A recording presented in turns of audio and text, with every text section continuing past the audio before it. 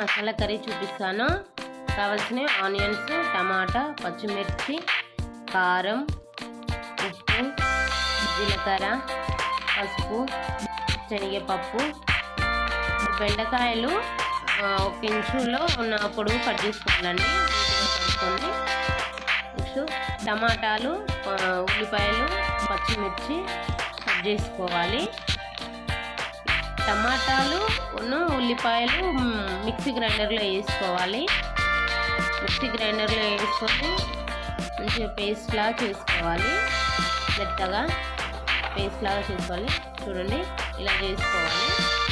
ఇలా చేసుకున్న తర్వాత దాన్ని పక్కన పెట్టేసుకొని బాండీ పెట్టేసి కడాయిలో 1 కప్పు ఆయిల్ వేసి హీట్ అయ్యాక కొద్దిగా పసుపు వేసి బెండకాయలు వేసేసేయాలి.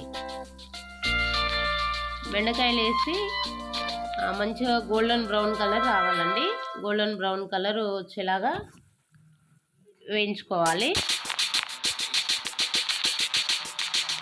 చూసారా, మధ్యలో మధ్యలో కలపాలండి, ఎందుకంటే అన్నీ ఒక లెవెల్లో వేగాలి. చూసారా ఎట్లా వేగాలి అట్లా.